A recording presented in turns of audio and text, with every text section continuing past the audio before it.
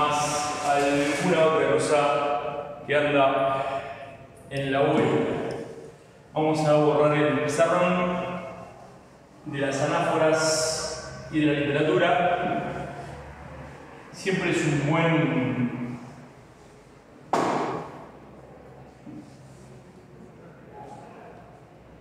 pasatiempo, no sé si es pasatiempo, porque hay que se va a notar si le decimos pasatiempo, pero siempre es una buena forma de alimentarse desde otras partes. Voy a dejar los raípenes acá. Cuando de lo que hablamos es de lectura. Hoy nuestro tema del día es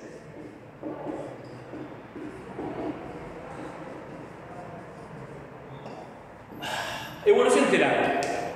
Y curiosamente, en la evolución estelar, lo que vamos a ver es cómo nace una estrella, cómo genera energía una estrella, cuánto tiempo puede hacerlo,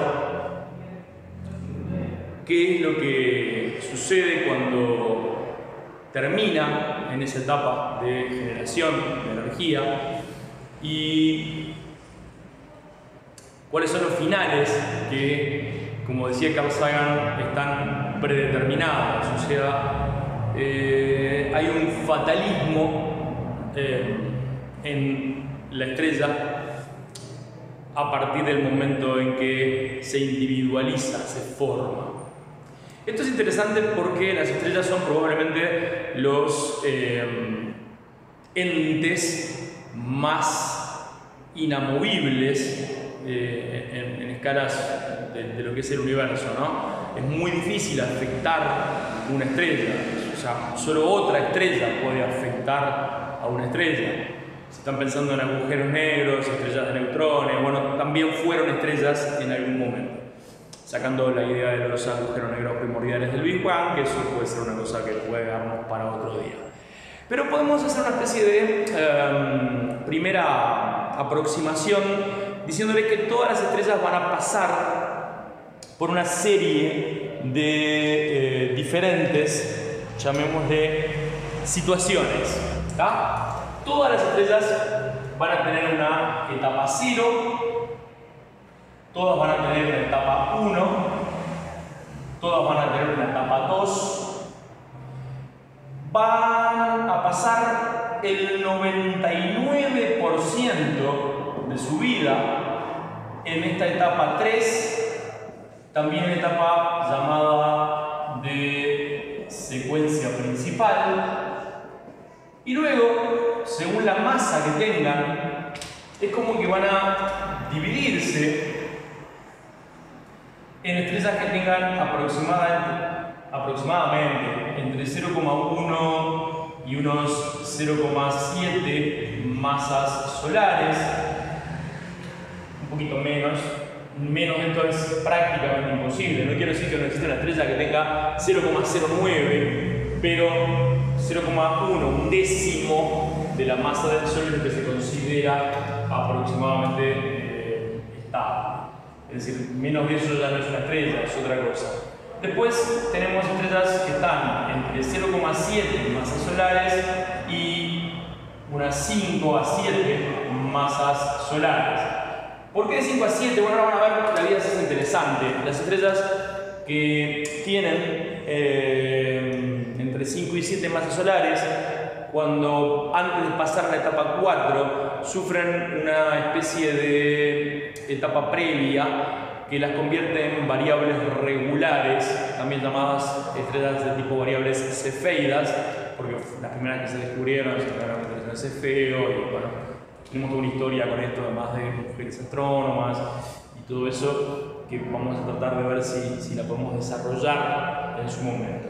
Y después tendríamos que la etapa 4, que corresponde a las estrellas que van de 7 a 90 masas solares, pero hemos descubierto estrellas de 200, 300 masas solares, son muy excepcionales, pero precisamente que sean excepcionales no quiere decir que no existan. Igual es muy difícil que una estrella pasada las 90 masas solares puedan mantener pueda llegar a esta etapa 4 sin haber perdido unas enormes cantidades de masa. O sea que, como en términos generales, podemos decir que esta etapa, que vamos a llamarle 4A, a esta le vamos a llamar 4B y a esta le vamos a llamar 4C, son las estrellas que van ya predeterminados hacia su final. ¿Por qué? Bueno, piensen de esta manera. Acá se comió el 99% de la vida de la estrella, con lo cual, obviamente, estamos vislumbrando que estas etapas y estas etapas tienen que pasar muy rápido. Rápido en lo que es el tiempo de vida, ¿no? de una estrella, o sea, rápido en ese sentido. O sea, estamos hablando de, en el peor de los casos, decenas de miles de años, centenas de miles de años, millones de años, miles de millones de años. O sea, las cifras son una locura desde el punto de vista humano.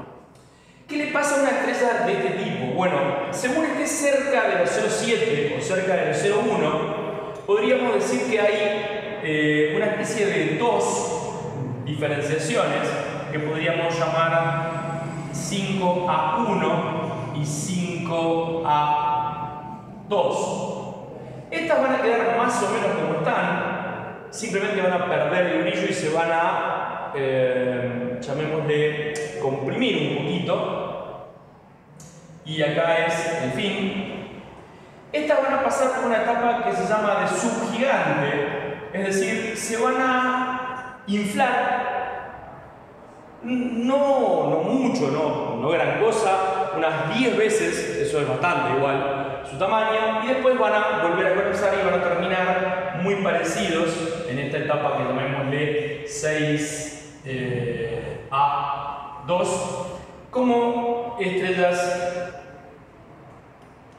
enanas oscuras, podríamos decir, que ya están comprimidas al punto en que no pueden equilibran la gravedad con la repulsión natural que existe entre las partículas de la misma carga que forman la estrella.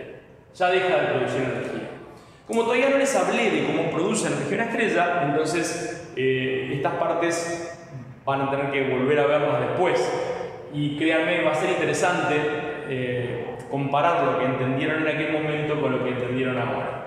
Estrellas de entre 0,7 y 5 masas solares de la 4B, que son etapas que conocemos como estrellas gigantes rojas, estas estrellas van a terminar convirtiendo el helio en carbono. Ahora vamos a ver qué es eso, algo llamado ciclo triple alfa. También no van a estar mucho tiempo en esa etapa de gigante roja. La mayoría no, perdón, todas las estrellas que ustedes miran para arriba y son rojas, dije estrellas, ya Marte que está para el este, en estos días no cuenta, son gigantes rojas. Y después de expulsar una parte de su materia, pierden su estructura interna. Yo esto lo he comparado con tener todas las fichas del dominó en una cajita y de repente volcarlas y de repente querer volver a meterlas en la cajita y te encontrás con que a menos que las acomodes, porque perdiste la estructura, ya no entran. Entonces queda como una nebulosa alrededor y toda la materia se comprime muchísimo hasta el punto que los electrones empiezan a pegarse unos contra otros como dos imanes muy fuertes que uno quisiera sostener. Y eso es lo que se conoce como la etapa 5B, que sería lo que llamamos una enana blanca. Para llegar a este proceso se tiene que haber perdido muchísima masa, porque el tope de una enana blanca está entre 0,7 y 1,4 masas solares. Es decir, estas estrellas no explotan, las gigantes rojas no explotan, terminan este tipo de gigantes rojas, y el Sol entra en este tipo, no explotan, no van a tener esa reacción de supernova, que ya vamos a explicar mejor y a analizar mejor. Probablemente, no sé si nos llegaremos con este video, pero lo vamos a tratar. ¿Y qué le puede pasar a una enana blanca? O sea, una estrella que tenía el tamaño del Sol, o sea, piénsenlo, si la Tierra fuera una aceituna, bueno, el Sol sería grande como de acá hasta el techo, si el techo tuviera unos 3 metros. Entonces, toda esa masa quedó comprimida en el tamaño de lo que sería la Tierra. Como resultado, una enana blanca está a una temperatura de 10.000 grados, aunque ya no produce energía, pero ese calor, esa energía no es renovada, con lo cual fluye constantemente hacia el espacio buscando ese equilibrio térmico, termodinámico, y empieza a emitir cada vez menos luz precisamente por estar cada vez a menor temperatura, y por supuesto eso hace que cambie el color. En algún momento la estrella va a dejar de ser visible, emitirá infrarrojos y después dejará de emitir ni siquiera infrarrojos. Y el fin de este tipo de estrellas, en la parte 6b, es lo que llamaríamos una enana negra. Todavía no hemos podido descubrir enanas negras, porque si lo que sabemos del universo es cierto, no ha habido suficiente tiempo todavía en el universo para que existan las enanas negras. Es decir, no es posible que se hayan generado todavía enanas negras. Si descubriéramos una enana negra tendríamos un problema enorme, porque si descubriéramos una enana negra sería como que hay algo que no está bien. Es decir, o lo que sabemos de cómo, y sabemos bastante, por suerte, increíble que sepamos tanto, de cómo funciona una estrella, está mal, con la edad del universo que tomamos como un hecho, está mal. Descubrir una enana negra en este momento sería algo revolucionario a extremos impresionantes a nivel de la astrofísica.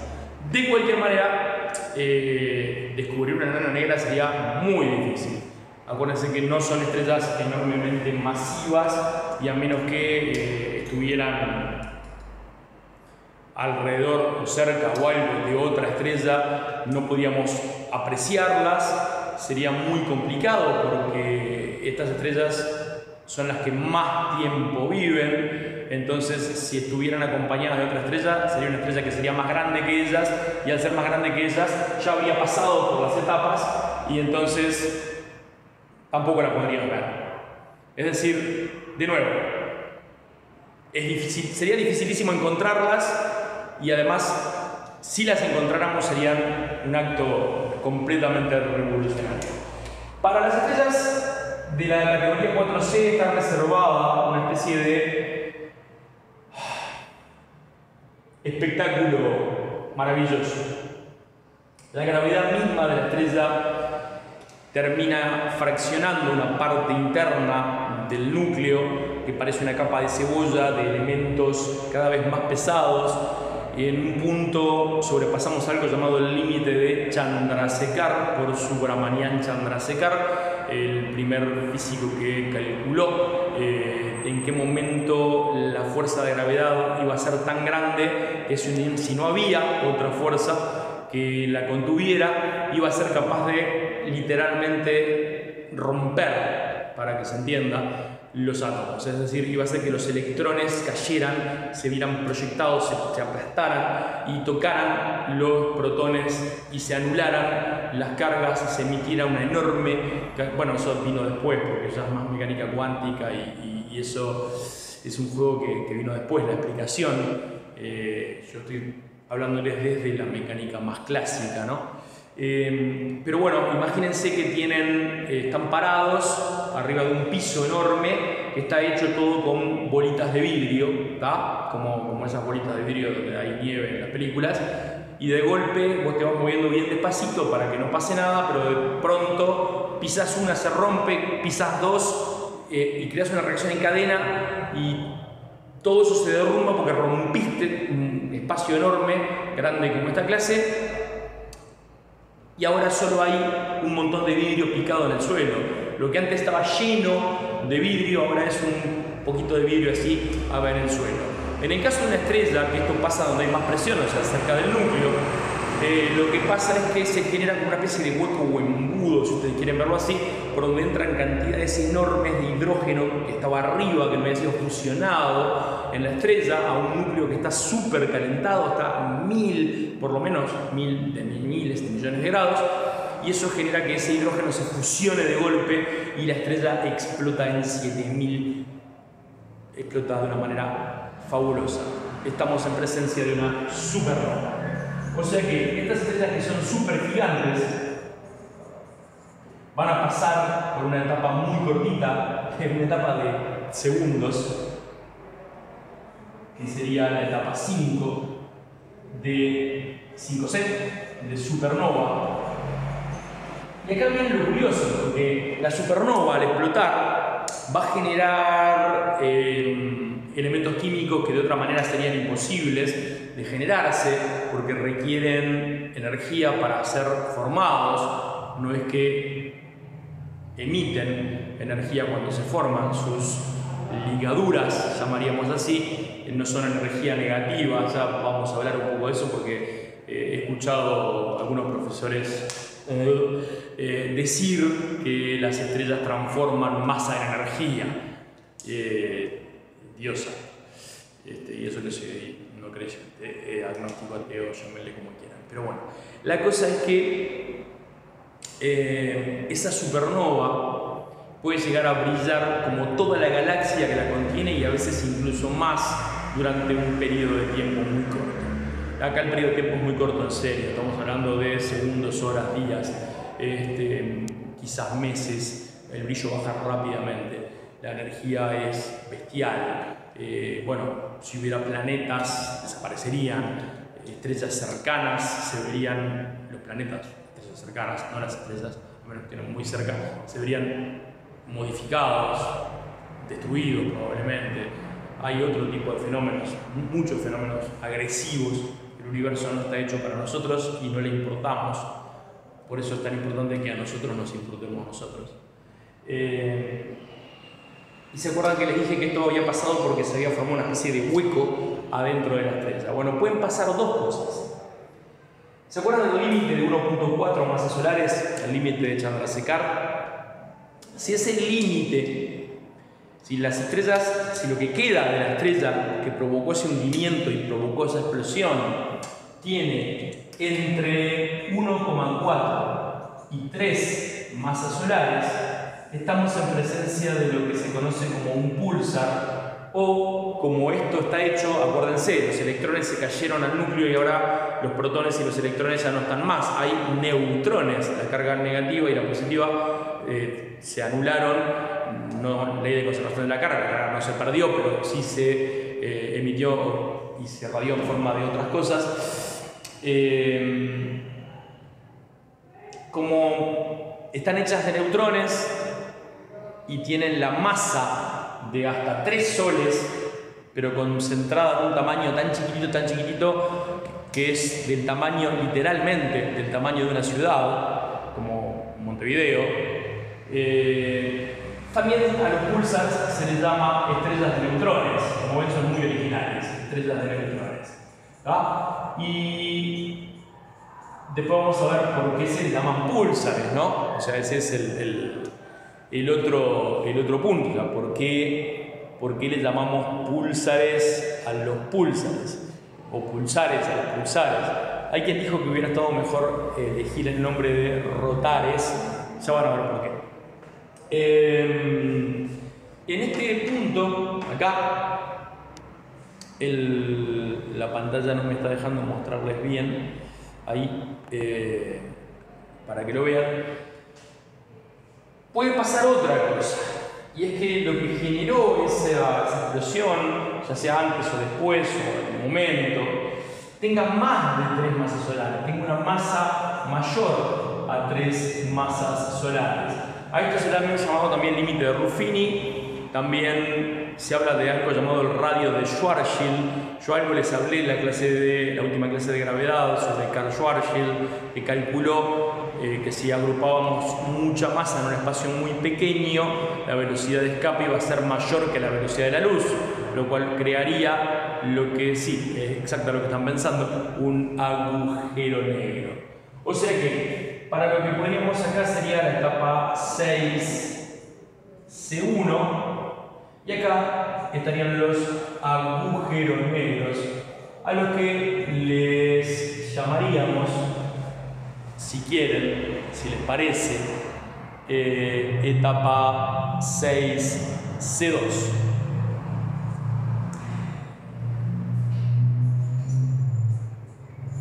No hay mucho donde continuar, ya que está calculado que en aproximadamente un Google de años no nos encontremos con que los agujeros negros puedan cambiar. Los agujeros negros van perdiendo masa y eso hace que... voy a alejar un poquito, perdón el ruido. ¡Qué belleza!, ¿no? A ver si ahí tenemos una vista del pizarrón un poquito más completa. ¿Está? A ver, ahí abajo, ahí, bastante bien. Y entonces, cualquier estrella que tengamos va a entrar por acá y después, según su masa, va a desparramarse en ese embudo que está ahí. Esto lo fui creando con los errores que puede tener y ha tenido y se han ido enmendando y se van a seguir enmendando, porque acuérdense, la única forma de aprender es equivocarse, por lo tanto esa es la única forma en la que podemos realmente mejorar. La etapa 0 también le llamamos etapa de fragmentación. ¿Por qué? Porque las estrellas nacen en grupos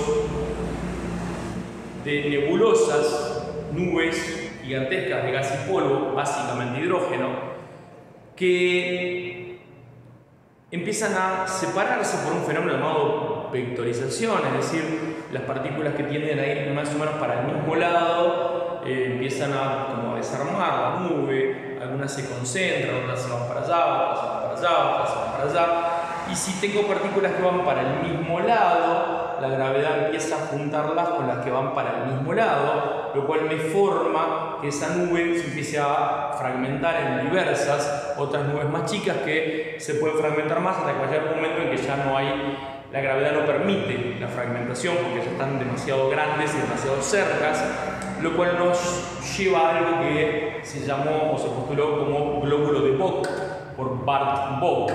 Podríamos decir que en ese momento es donde empieza esta etapa 1, la etapa de concentración o de compresión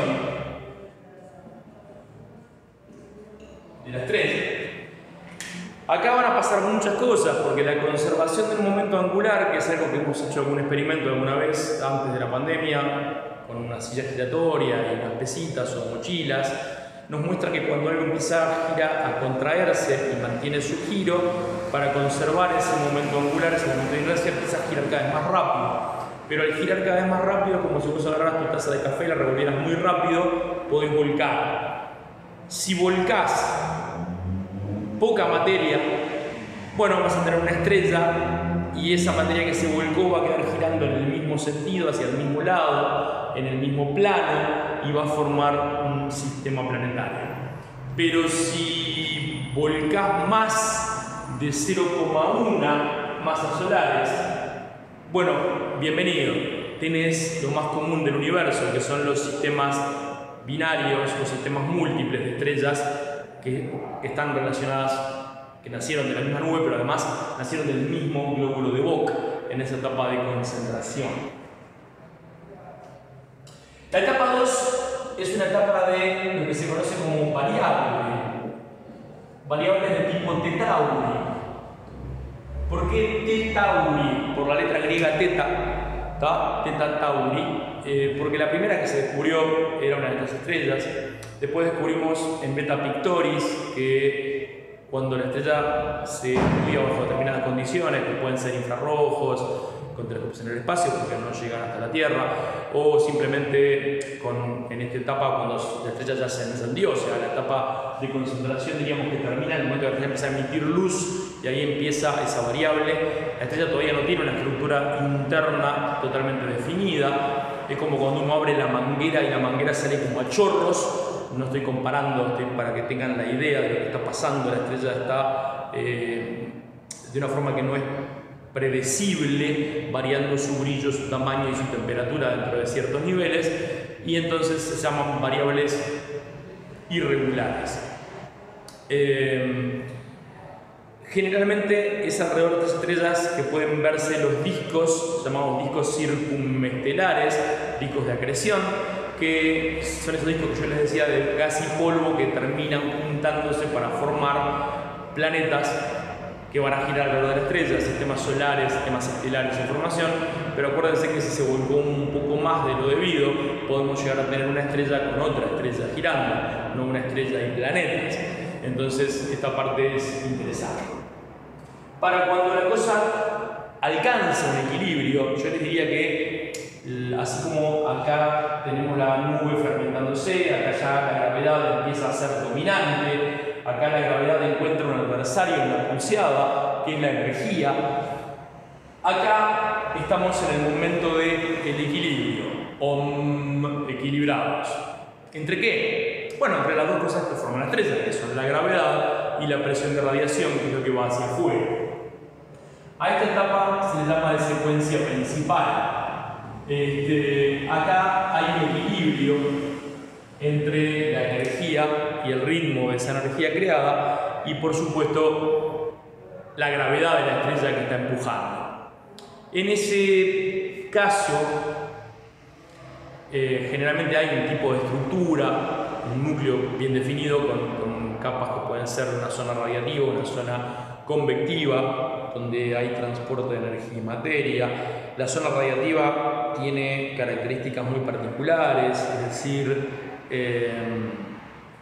tiene físico-químicamente es como transparente al tipo de radiación que se produce a esa temperatura enorme. Las zonas radiativas están por arriba del 1.000.000 de grados. No estamos hablando solo de luz, sino de rayos X, de otro tipo de radiaciones.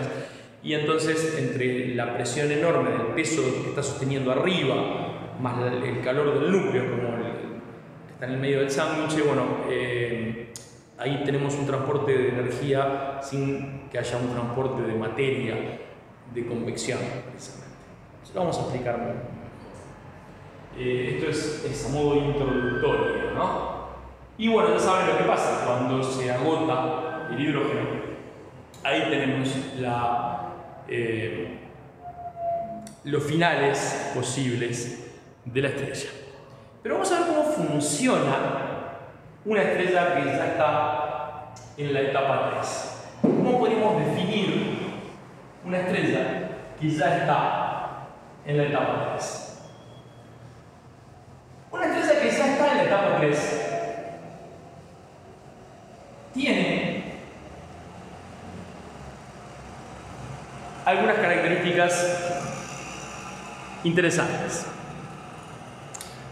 Vamos a ver cómo sería la cosa en una estrella que veríamos, vamos a definirlo, ¿no? O sea, tenemos masa.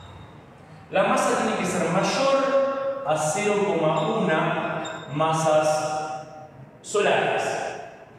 Eso es fundamental.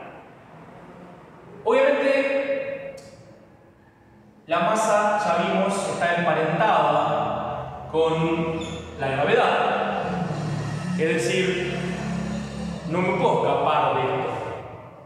La masa y la gravedad están unidas. ¿Qué pasa cuando tengo tanta masa? Bueno, aumenta la presión.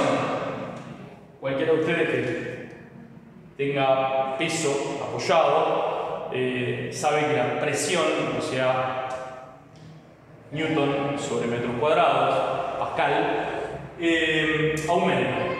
El aumento de presión va a llevar, a conllevar, a traer consigo, nos va a llevar a un aumento de temperatura. Y ese aumento de temperatura, si la masa es mayor a 0,1 masas solares, ese aumento de temperatura va a ser tan grande que la temperatura va a estar en el orden por encima de, y cuanto más masa, o sea, cuanto más grande la estrella, esta temperatura que se va a dar en la zona donde hay más presión, ¿cuál es la zona donde hay más presión? Y la que está abajo de todo, o sea, el núcleo. Va a tener un mínimo de 10 millones de grados Kelvin, y de ahí bastante para arriba. Hoy hablábamos de miles de millones de grados, cientos de millones de grados en las gigantes rojas, decenas de millones de grados en las estrellas como el Sol. Y bueno, ¿qué pasa? Que la temperatura, ustedes saben que cambia el estado físico de la materia. Hasta acá, yo sé que esto es raro, pero hasta acá no les dije nada que ustedes no supieran antes. El aumento de masa aumenta la presión. La presión aumenta la temperatura. Y el aumento de temperatura, ustedes lo saben, provoca cambios en el estado de agregación, cambios en el estado físico de la materia.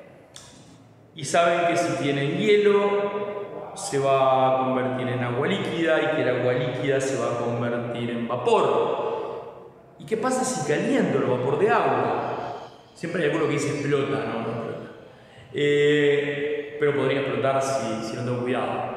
Una caldera en explosión, sobre todo en la época de las primeras máquinas de vapor, era de las cosas más peligrosas o más temidas, si quieren verlo así. Entonces, primero, acuérdense que la temperatura es la agitación interna, la energía cinética en un momento dado de las partículas. Entonces, lo que tenemos son partículas que se mueven cada vez más rápido.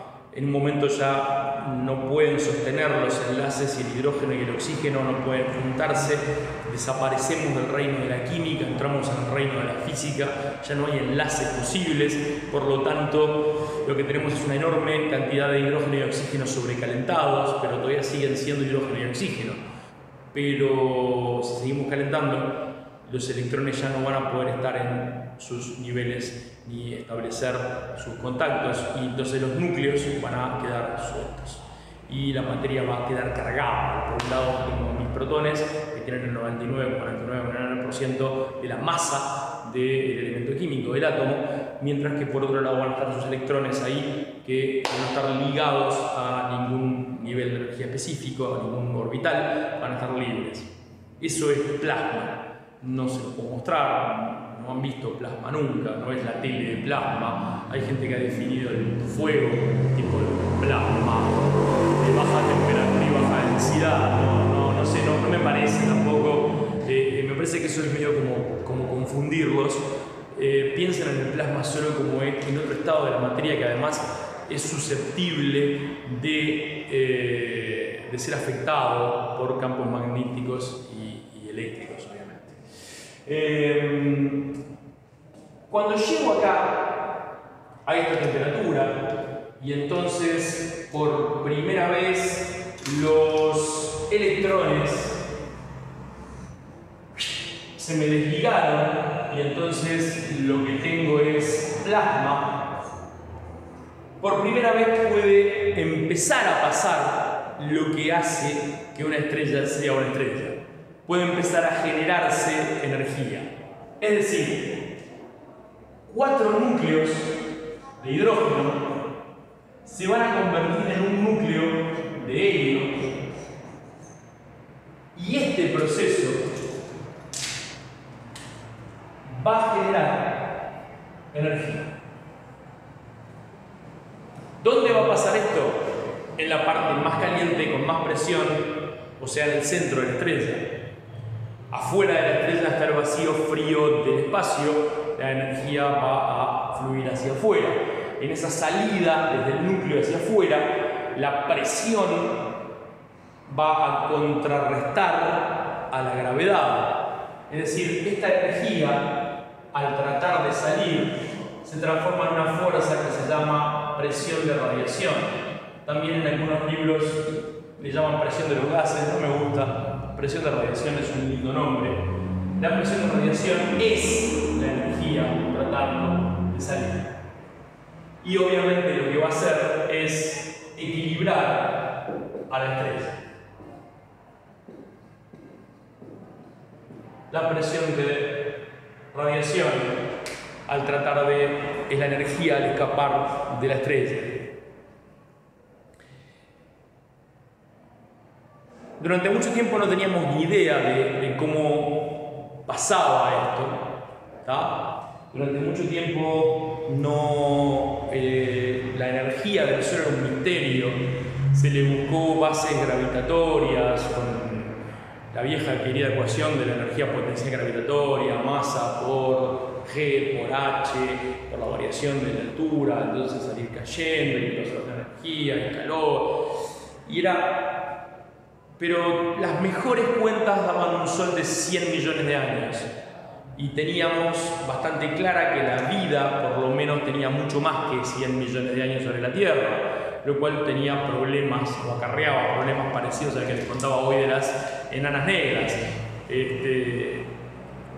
¿Cómo es que una torta que lleva 2 horas para hacerse se pudo haber hecho en 15 minutos? ¿Qué quiero decir con esto? Una vez le di un ejemplo a alguien que no entendía esto y le digo, bueno, mirá, es así.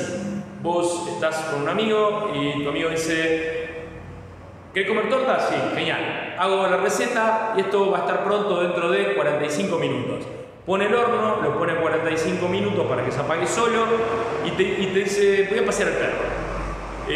Vos estás en la casa de un amigo, así que tenés ganas de dormirte una siesta y decir, me voy a clavar 15 minutos y te clavas 4. Ahora, vos sabés que hacer la torta lleva 45 minutos. ¿Qué pasa si vos te despertás a los 15 minutos? Mirás el reloj y cuando te despertás, la torta está pronta y el horno está apagado. Bueno, sabés que algo de tus suposiciones no estuvieron bien. Acá hay algo que no funciona.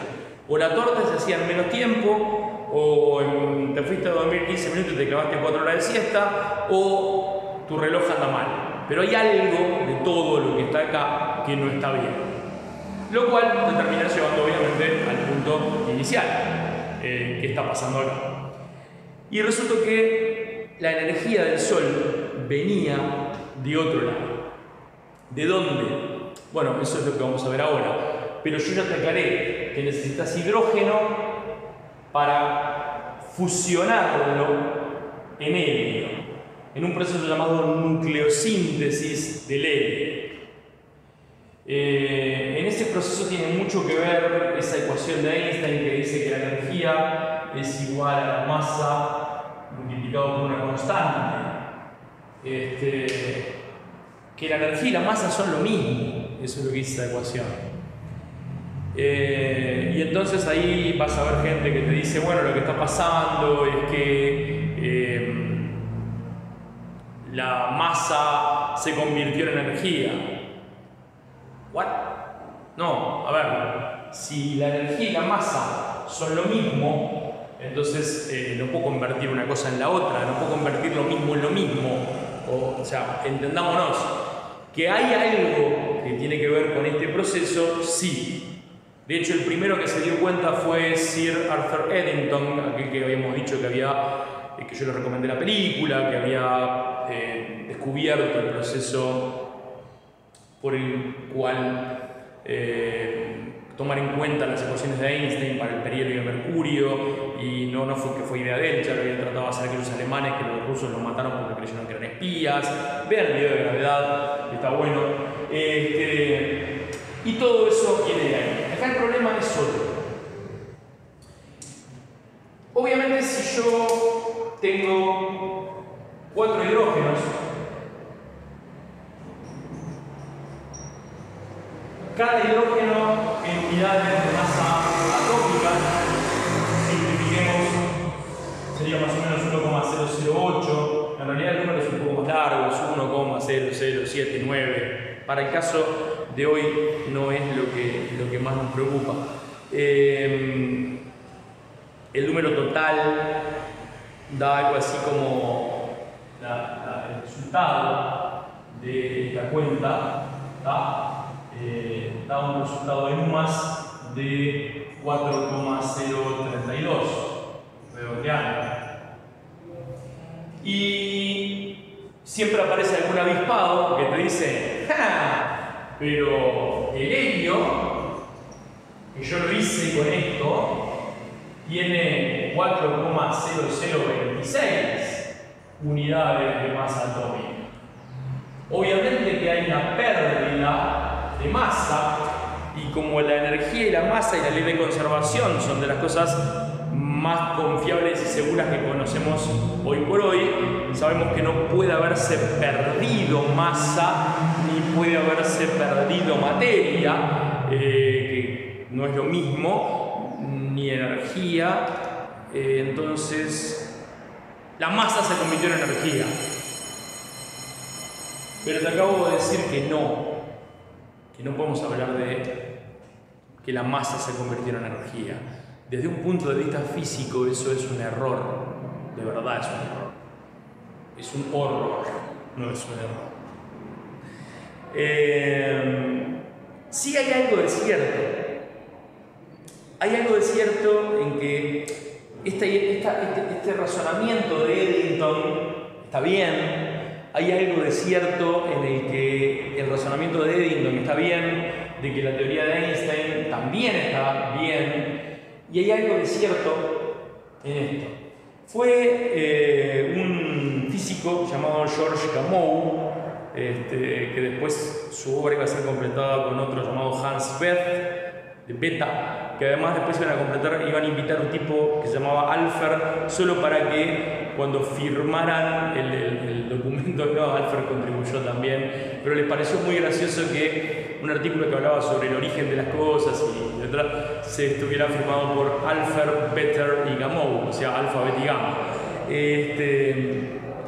Son ese tipo de chistes nerd que ustedes saben que a mí me hacen un poco de gracia. El tema es: ¿de dónde viene esta energía?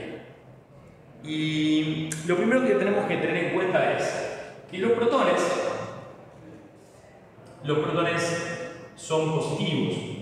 El símbolo del protón no es el que voy a hacer, solo lo voy a dibujar de esta manera, ¿tá? Y si yo tengo 2 protones, o sea, 2 protones y 2 núcleos de hidrógeno, sería lo mismo, y es lo único que puedo tener porque sea el estado de plasma. Cuando se quieran acercar, se van a repeler porque tienen la misma carga. Si la velocidad por efecto de la temperatura aumenta muchísimo, voy a lograr que se acerquen y el desvío ocurra de una manera un poco más liviana. Pero esto sigue siendo un pensamiento de la mecánica clásica. El problema acá termina siendo otro. El problema acá termina siendo que no hay una temperatura, a menos que andemos en los 100.000 millones de grados, que permitiera que se venciera la repulsión eléctrica. Y ahí es donde entra en efecto lo que se conoce como básicamente el nombre es, ¿cómo se llamaba esto? Era por beta, se llama beta inversa de Fermi. Ahí va. Beta inversa de Fermi es el tipo de reacción que permite, por un efecto, efecto túnel, que los protones permanezcan juntos. Porque acá hay algo muy raro. Acercar los protones es prácticamente imposible. Pero una vez que están juntos, mantenerlos juntos, la fuerza nuclear es tan poderosa. Existen 4 tipos de interacciones. La interacción nuclear es tan poderosa que puede hacer eso. Y cuando hace eso es que se da esta beta inversión de Fermi. Y esa beta inversión de Fermi lo que hace es mantener unidos a los protones y lleva a cabo algo muy curioso. Hace que el protón se convierta en un neutrón mediante la emisión, acuérdense que la carga no se puede destruir, mediante la emisión de un positrón y un neutrino. Es decir, yo tenía 2 protones que quería acercar, pero no podía. Había una barrera que era la fuerza electromagnética, sí, entre ellos. Pero algo llamado el efecto túnel de Gamow es el que me permite que se junten. Una vez que gracias a Gamow y el efecto túnel estas 2 partículas se juntan, resulta que una de ellas, cualquiera, suponemos cualquiera, acá ya estamos en el reino de la mecánica cuántica, o sea, de verdad no sabemos cuál de los 2 protones, pero uno de ellos va a emitir un positrón. No me equivoqué, es una partícula de antimateria llamada positrón, y también va a emitir, siempre me sale mal el signo, un neutrino.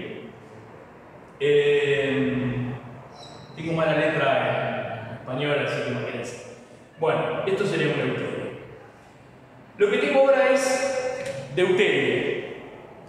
Lo que tengo ahora es deuterio, y cuando se forma este deuterio, también se emiten rayos gamma. Y acá viene algo muy curioso, que es esto. Si ustedes miran la masa del protón, que empiezan con 4 protones, es decir, 4 núcleos de hidrógeno,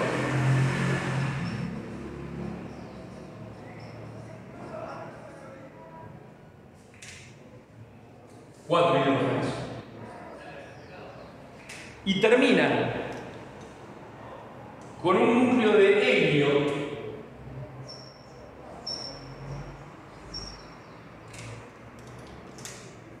tienen un pequeño problema, y es que hay una diferencia interesante entre los protones y los neutrones, y es que mientras que 4 núcleos de hidrógeno pesan 4,032 y un núcleo de helio pesa 4,0026, o sea que fue hecho con los protones, la única solución que te queda es que los neutrones sean más livianos que los protones. Y en ese caso, en esa vuelta donde vos te entras a preguntar, pero ¿qué pasó acá? ¿Dónde está esa pérdida? Bueno, esa es la energía que mantiene ligados los elementos. Esto está pasando en toda la estrella. Es decir, es muy curioso. Acá este deuterio se va eventualmente a chocar con otro protón, o incluso con otro Cuando se choque con el otro, acá se va a formar esto que tenemos, que conocemos como un helio 3. El choque de un helio 3, acuérdense que esto está pasando también en todo el núcleo de la estrella. Va a haber un choque entre este helio 3 y otro helio 3. Este choque ya es más fácil de conseguir porque la inercia, la velocidad, la agitación térmica, la temperatura lo permite, y entonces este helio 3, al chocarse con te forma el helio correcto, el helio estable, el helio 4. Ese helio, que es el que conocemos, que está en el centro del Sol y en la Tierra. Y también acá puede ocurrir la emisión de un fotón gamma. Fotón gamma que va a demorar 1.000.000 de años por lo menos en salir del Sol, va a ser emitido, absorbido, reabsorbido, reemitido, absorbido, emitido, y de esa manera se va a convertir en más fotones X y ultravioletas, y hasta que cuando llega a la superficie del Sol, habiendo partido a temperaturas de decenas de millones de grados Kelvin, después de viajar durante 1.000.000 de años, va a terminar saliendo en una temperatura de unos 6.000 grados en forma de desagradable luz amarilla que nos da el Sol. ¿Qué nos queda? Bueno, si contamos acá, tenemos 6, acá hay 4. ¿Qué significa esto? De este choque salieron despedidos, perdimos 2 protones que obviamente no están perdidos, están en el núcleo y salieron disparados, y se van a volver a encontrar con algunos otros protones o con algunos deuterios y van a reiniciar todo este ciclo una y otra vez y otra vez y otra vez. Entonces, ¿por qué les estaba diciendo esto? Porque esas energías de ligaduras entre los electrones y los protones, que son negativas, son realmente las causantes de esto. No podemos decir la masa se convirtió en energía. Si vos querés decir, podemos decir que lo que sí pasó, porque la energía y la masa son lo mismo, es que se adoptó una forma distinta, bajo una constante que es un número enorme, lo cual hace que la cantidad de energía que se genera por este proceso es la segunda forma más eficiente de producción de energía que existe. La más eficiente es otra, sería agarrar antimateria y materia, y entonces ahí podríamos hacerlo, pero diríamos que tenemos algunas cantidades. Yo, a ver si mi memoria, que cada vez se parece más al olvido, funciona, pero en nuestro Sol, en otras estrellas, esto es lo mismo, pero a escalas mayores. Es decir, una mayor cantidad de masa es una mayor cantidad de hidrógeno. En nuestro Sol el 75% es hidrógeno, el resto es casi todo helio. Pero piénsenlo, una mayor cantidad de hidrógeno sería una mayor cantidad de masa. Y una mayor cantidad de masa sería una mayor cantidad de fuerza gravitatoria.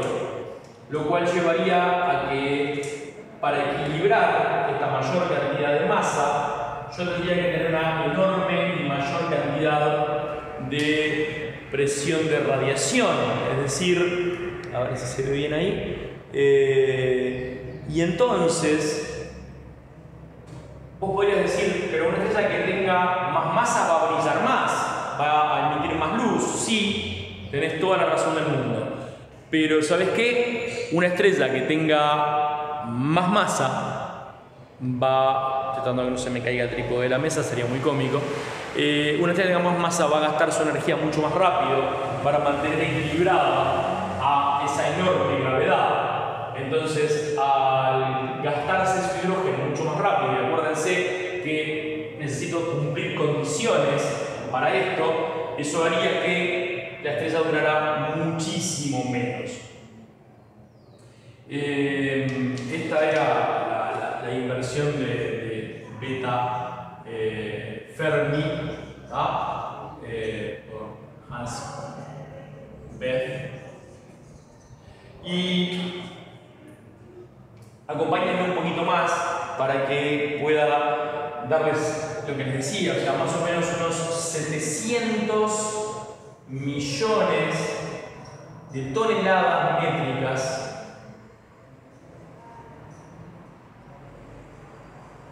se convierten de hidrógeno, se convierten en helio por segundo. Es decir, si lo hiciéramos al físico sería así, cada segundo. Cuando pasa esto, unos 5 millones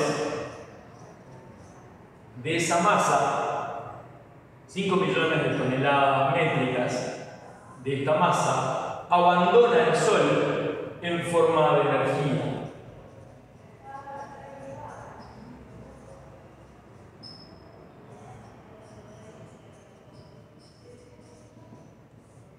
Es decir, no podemos hablar de que se transformó en energía porque, vuelvo a repetirte, la energía y la masa son lo mismo, así que difícilmente podríamos entrar en ese juego un poco bobo. ¿Cuándo te das cuenta de que entendiste algo de todo este lío? ¿Cuándo te das cuenta de que no estás soñando, de que no te volviste loco? Cuando podés hacer el proceso para cualquiera de los dos lados. Vos arrancás conmigo y decís, bueno, la masa, la gravedad relacionada a la masa, proporcional a esa masa, genera presión, un aumento en la presión debido al aumento de masa. La temperatura aumenta por ese efecto de la presión y la materia cambia de estado. La materia que cambia de estado es capaz de hacer cosas que antes no hacía, lo cual hace que el hidrógeno se transforme en helio. En eso yo tengo que las cantidades de masa varían, por lo tanto también las cantidades de energía, y entonces me encuentro con que esa energía se crea en el núcleo de la estrella, en el lugar de la estrella donde, si esto fuera el Sol, esta sería la zona convectiva, donde la materia sube y baja constantemente. Esta sería la zona radiactiva, por favor no le pongan radiactiva, acá no hay radiactividad, o por lo menos no principalmente. Y acá estaría el núcleo. Entonces, este es el lugar más caliente de la estrella, es el lugar donde se produce esta liberación de energía que trata de salir, que al tratar de salir se convierte en la presión de radiación. Así que mientras que la gravedad empuja hacia abajo, la presión de radiación empuja hacia arriba. Y entonces ahí tengo la estrella. La estrella es la dialéctica de dos fuerzas. Por un lado, la presión de la gravedad haciendo una pulseada contra la presión de radiación. ¿Quién va a ganar? Bueno, anteriormente vimos varios estadios de la pulseada, pero la pulseada siempre termina igual. Mientras que la presión de radiación, y ahora vamos a hacer el recorrido al revés, ¿de dónde viene la presión de radiación? De la luz, de la energía. ¿Y de dónde se da? Y sale de que el hidrógeno se convirtió en helio. Es decir, el helio es la ceniza, es lo que queda del proceso de nucleosíntesis. El hidrógeno es el verdadero productor de energía. ¿Y por qué el hidrógeno se convierte en helio? No es tan fácil hacer eso. Aprendimos a hacerlo hace menos de 60-70 años. ¿Por qué? Porque estaba en estado de plasma. ¿Y por qué estaba en estado de plasma? Porque estaba muy caliente. ¿Por qué estaba a tanta temperatura? Porque había mucha presión. ¿Y por qué había mucha presión? Porque había mucha masa, lo que generaba una cantidad de gravedad monstruosa. Es decir, cuando seas capaz de hacer este proceso en este sentido y volver, o hacerlo en este sentido y volver, es que entendiste lo que está pasando. Y ¿Cuándo termina esto? Bueno, en algún momento, este núcleo de la estrella, acá abajo, va a empezar a tener cada vez más helio y cada vez menos hidrógeno. El helio es más pesado, por lo cual, para empeorar la cosa, se va a quedar abajo, en la parte central de la estrella. Y ese es el mejor lugar, porque ahí es donde hay más temperatura y ahí es donde hay más presión, pero está ocupado por el helio. Estrellas del tipo, en la categoría, ¿se acuerdan? A, que tienen poca masa, no tienen suficiente presión para que el helio haga nada, entonces solo se da una especie de sobrecalentamiento en algunos puntos. Si la estrella está más cerca de los 0,5 que de los 0,1 en masas solares, y ahí termina. Pero estrellas como el Sol son capaces de dar un paso o dos extras. Son capaces de convertir el helio en carbono. Y acá la cosa se pone interesante porque estamos empezando a construir la tabla periódica. Y entonces empezamos a ver que dos helios se convierten en un elemento que cuando le agrego el tercer helio se convierte en carbono. Los procesos van cambiando, el carbono se convierte en nitrógeno, después en oxígeno, y así siguen formándose elementos que empiezan a formar una especie de capa de cebolla agrupados por densidad en el núcleo. Este proceso solo lo pueden hacer estrellas mucho más grandes que el Sol.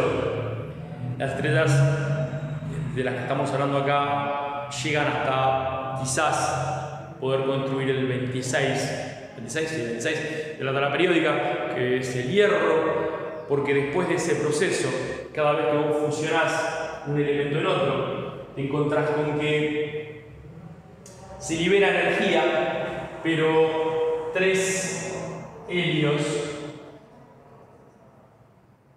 cuando forman un carbono, liberan menos energía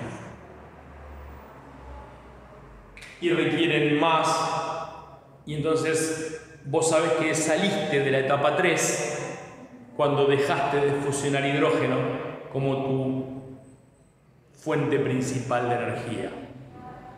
Como consecuencia de eso, ahí es donde terminó la etapa 3 que yo te mostraba al principio del video.